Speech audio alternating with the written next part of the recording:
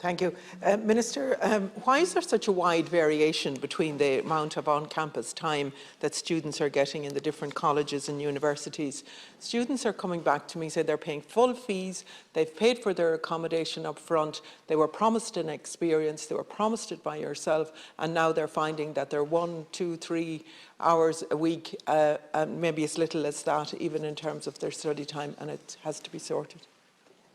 For the important question. I think the first thing I do want to say is that we've seen a very, very significant level of reopening of our third level. And indeed, reopening is the wrong phrase because, as we all know, it never closed, it just moved online and people worked extremely hard to provide education in that context. In many ways, 500,000 students between further education and training and higher education was probably the single biggest movement in terms of reopening of adults since March 2020. It's been quite massive, really, and I want to thank everybody who's worked so hard, the student union bodies, the management bodies, the public health officials, particularly Dr. John Cudahy, who provided us with our public health advice, all my own officials, the ETBs and everybody else. Our colleges, further ed, higher ed, our training centres have reopened. They've reopened safely, and so far things are going very, very well.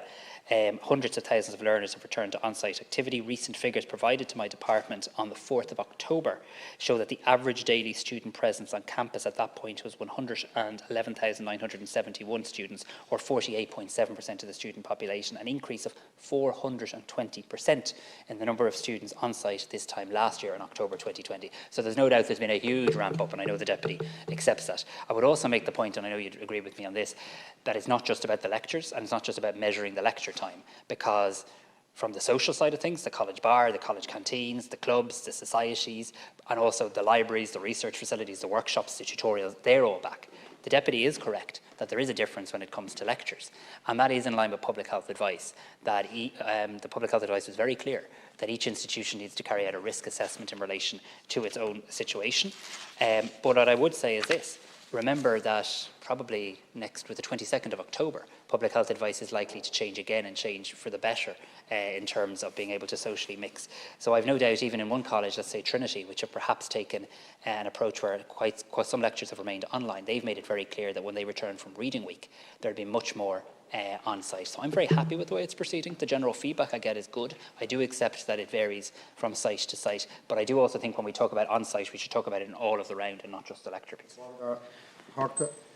Minister, I think we have a problem, and I'm not sure if you recognise it, and I would ask you to relook at it from the number of correspondence that I'm getting from students and from parents.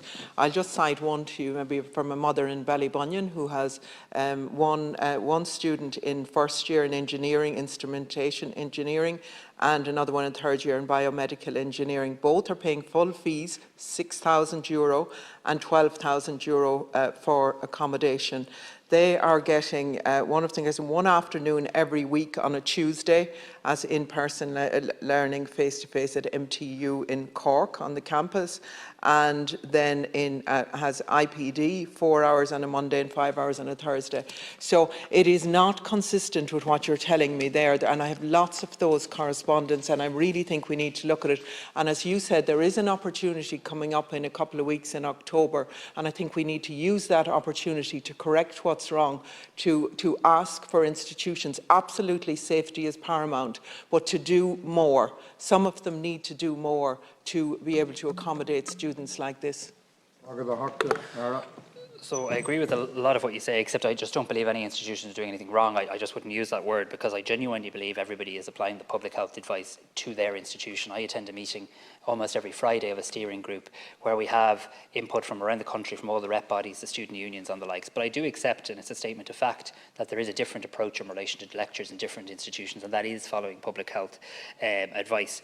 I do also expect, to your point, that there will be a further significant increase as we arrive at the 22nd of October and beyond, because we know, and again, we need to get to the 22nd of October, but as of now, it's likely that there will be further easing of existing restrictions at that stage, which will enable people from a public health point of view to do even more. We're doing everything we possibly can in line with public health advice. So our sector has had 18.5 million free face masks provided. We saw 3,335 people receive vaccinations on campuses as part of our vaccination week. Next week we'll run a vaccination week again, because many of those students or staff might require a second vaccine as well. But I would just say, my experience, and I visited many of our colleges, is students are getting back on campus for lots of things in addition to the lectures as well, for the sports, for the societies, to meet the friend for a cup of coffee. And I know from a mental health and a well-being point of view, that was so right. But look, my aim is the same as yours. I want to see a full return to on-site education, but I do want it to be done in line with absolute best public health advice, and I know that would be your approach too. Yeah, Minister, and I'm very concerned around students' mental health and well-being and what's coming back to me. And they do feel, many of them feel they have been misled, and they are disappointed, and their parents and families are disappointed. I would really ask you if you could send a communication to all of the third level institutions to ask them to do more and to ask them to have another look at this, because it's an issue. I wouldn't be bringing it to you here if it wasn't an issue that was arising on my desk and from the calls that I'm getting. Just to please ask them to use October as an opportunity for them to rethink, because many of students are being told this isn't going to be looked at again until springtime. I want them to look at it earlier, to be able to make the changes that are necessary to give the best full experience to students who have missed out on so much for the last 18 months. Thank you. I can agree with you 100%, and I'll certainly do that. I'll probably be meeting them again this Friday as part of our steering group, and I think the reading week or the midterm break, called different things in different institutions, is an important moment in time to recalibrate, to take stock. My understanding is that's what many of the institutions are intending to do. I've cited Trinity just as one example where I know they've decided to take one approach pre-reading week and another perhaps more liberal approach post-reading week.